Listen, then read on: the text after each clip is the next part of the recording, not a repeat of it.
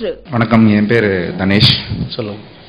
நீங்கள் மேற்கு நோக்கி தொழுறது வந்து எதுக்காகன்னு தெரிஞ்சுக்கணும். சரி, நல்லது.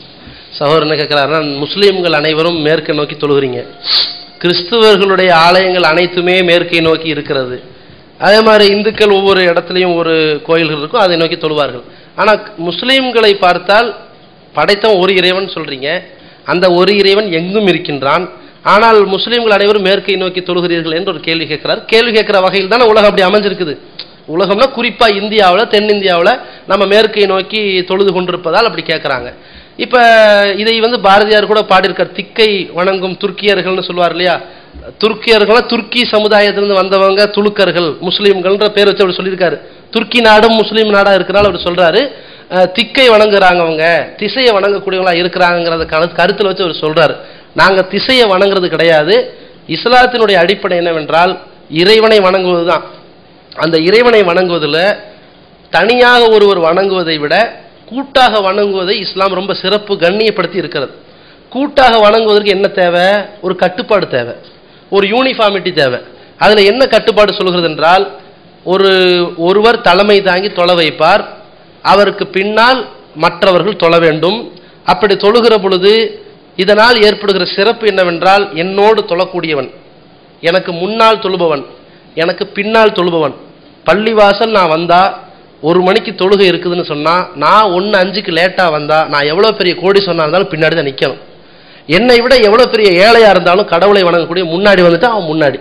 யாருக்கு முந்தினார்களோ அவர்களுக்கு தான் அந்த பணி ஒரு பயன் கிடைக்கும்ங்கிற அடிப்படையில் இஸ்லாம் ஒரு கொள்கையை வகுத்திருக்கிறது. இப்பொழுது ஒரு மிக தாழ்ந்த ஒரு குலத்திலிருந்து ஒருத்தர் இஸ்லாத்துக்கு வந்திருக்காரு, நான் ஒரு உயர்ந்த குலத்திலிருந்து இஸ்லாத்துக்கு வந்திருக்காரு, இருக்கட்டுமே. மிக தாழ்ந்த குலத்திலிருந்து ஒரு இஸ்லாத்துக்கு வந்தவராக இருந்து அவர் எனக்கு முன்னாடி அவர் தொழுது கொண்டிருப்பார். ஆனால் அவர் இறைவனுக்கு சிரமணிந்து கொண்டிருக்கிற நேரத்தில் நானும் இறைவனுக்கு சிரமணியும் போது என் தலை அவர் காலுக்கு இந்த பக்கம் இருக்கும். என் மனசுல என்ன உணர்வு வராது? இவருக்கு பின்னா நம்ம நிற்கிறோமே, இந்த உணர்வு வரவே வராது. என் கூட இருந்தாலும் வராது, முன்னாடி இருந்தாலும் வராது, பின்னாடி. இப்போ என்ன வரும்? எந்த விதமான கருத்து வேறுபாடு வராது. நம்ம எல்லாரும் ஆதமுடைய மக்கள். அதுக்குள்ள என்ன மொழி வேறுபாடு, இன வேறுபாடு, நிற வேறுபாடு. இன்னும் சொல்லப்போனால் நீங்கள் சவுதி மக்கா சேனல்லாம் நீங்கள் அரபியில் நீங்கள் பார்த்துருப்பீங்க, டிவியில். ஒட்டுமொத்த உலகத்தில் உள்ள பல மொழிகளையும் பல நிறங்களையும் பல வகைகளிலும் பல கோத்திரங்களையும் வாழுகிற சமுதாயமெல்லாம் இறைவனை வணங்குவதற்காக அந்த சவுதி அரேபியாவில் மக்காங்கிற ஊரில் இருக்கிற அந்த முதல் இறையில்லம் இருக்கு இல்லையா, அதை நோக்கி வந்து தொழுவார்கள். அதை நோக்கி ஹஜ் செய்ய போனார்கள்னா எல்லா குலத்தை சார்ந்தவர்கள் இருப்பாங்க, எந்த வேற்றுப்பாடு இருக்காது, எந்த ஏற்றத்தாலும் இருக்காது, யார் வேணாலும் இறைவனை வந்து தொழுகலாம். இந்த விஷயத்துல எந்த விதமான நிற மொழி ரீதியான வேறுபாடு இல்லாமல் ஒரு தீண்டாமையை ஒழிக்கின்ற ஒரு சங்கமம், ஒரு சமத்துவ சங்கமத்தை நீங்க பார்க்கலாம். அதற்கு தான் இந்த கூட்டு தொழுகையை இஸ்லாம் ஏற்படுத்தி கொடுத்துருக்குது. அப்படி கூட்டு தொழுகை ஏற்படுத்தும் போது ஒருத்தர் அந்த திசையை பார்த்து தொழு, ஒருத்தர் இந்த திசையை பார்த்து தொழு, ஒருத்தர் இப்படி பார்த்து தொழுன்னு சொன்னா ஒரு யூனிஃபார்ம் கிடைக்குமா? கிடைக்காது. ஒரே திசையை பார்த்து தொழுகணும். அப்ப நீங்க நினைக்கலாம், அப்படின்னா எல்லாரும் கிழக்க பார்த்து ஒரு இடம் தொழ வேண்டியதானே, அடுத்து தெற்க பார்த்து தொழ வேண்டியதான் நீங்க நினைக்கலாம். இஸ்லாம் என்ன சொல்லுதுன்னா, அந்த கட்டுப்பாடு தன்மை எப்படி வைத்திருக்குன்னா, உலகத்திலேயே இறைவனை வணங்குவதற்காக முதல் எந்த இறையில்லம் கட்டப்பட்டதோ அதுதான் காபத்துல்லா என்று சொல்வார்கள். அதாவது சவுதி அரேபியா என்கிற நாட்டில் மக்கா என்கிற ஊரில் உள்ள காபத்துல்லா. இன்னைக்கு நீங்க பார்ப்பீங்க, டிவியில் பார்த்துருப்பீங்க, பெரிய பெரிய வரைபடத்தில் பார்த்துருப்பீங்க. அது ஒரு சின்ன பொட்டி கிடையாது, கிட்டத்தட்ட ஒரு 20க்கு 20 உயரத்தில் பார்த்தீங்கன்னா 60க்கு மேற்பட்ட அடி கொண்ட அளவுல உள்ள ஒரு பெரிய ஒரு கட்டிடம். அந்த கட்டிடத்தில் இந்த உலகத்தில் முதலில் படைக்கப்பட்ட ஆதம் என்கிற ஆதிபிதா, அந்த ஆதிபிதாவால் கட்டப்பட்ட ஒரு இறை இல்லம். அதற்கு பிறகு மக்களுக்கு உள்ள தொழுது கொண்டிருந்தார்கள்.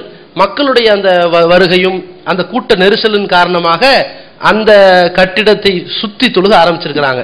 இது இறை கட்டளையின் அடிப்படையில் எப்படி சொல்றாங்க, அந்த இறை இல்லத்தை சுற்றி தொழுவார்கள். அங்க திசை முக்கியம் இல்லை, அந்த இறை இல்லத்தை நோக்கி தொழுகணுங்கிறதா முக்கியமே தவிர திசை முக்கியம் அல்ல. இப்ப அந்த இறை இல்லம் உலகத்தில் உள்ள மக்களுக்கு எந்த திசையில் இருக்குதோ அந்த திசையை நோக்கி தொழுவார்கள். இப்ப நாமெல்லாம் காபத்துல்லா மக்காவில் இருக்கிற அந்த இறை இல்லத்தை நோக்கி தொழும் பொழுது நமக்கு வந்து சவுதி அரேபியா மேற்கு திசையில் இருக்குது, அரபிக்கடலுக்கு அந்த பக்கம் மேற்கு திசையில் இருக்கிறனா அவங்க இப்படி போய் தொழுதுட்டு இருக்கிறோம். சவுதிக்கு அந்த பக்கம் இருக்கிறாங்க இல்லையா, அவங்க கிழக்கு திசையை நோக்கி தொழுவார்கள். சவுதிக்கு இந்த பக்கம் இருந்தா அவங்க தெற்கு திசையை நோக்கி தொழுவார்கள். சவுதிக்கு அந்த பக்கம் இருந்தா அவங்க வடக்கு திசையை நோக்கி தொழுவார்கள். அப்ப திசை முக்கியம் அல்ல, அந்த பள்ளியை நோக்கி நாங்கள் தொழுகிறோம். ஒரு யூனிஃபார்மிட்டி, உலகமெல்லாம் அப்படி தொழுவதற்கான முக்கியம். இன்னும் சொல்ல போனா அந்த அளவிற்கு கூட உனக்கு நிர்பந்தம் கிடையாது என்று இஸ்லாம் ஒரு இடத்துல சொல்லுது. எப்ப சொல்லுது?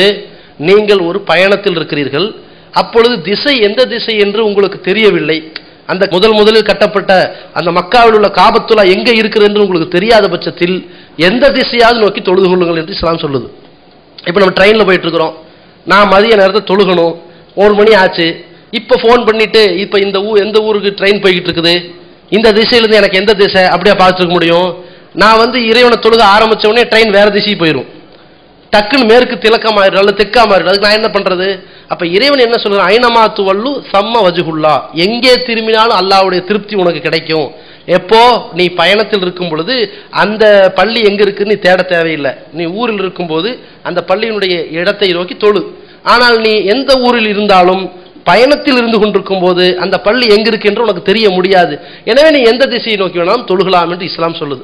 அப்ப இதுல இருந்து என்ன கான்செப்ட்னா, திசையை நோக்குவது முக்கியம் அல்ல, அந்த இறையில்லத்தை நோக்குவதுதான் முக்கியம். அது ஒரு யூனிஃபார்மிட்டிக்காக வேண்டி சொல்லப்பட்ட சட்டம்.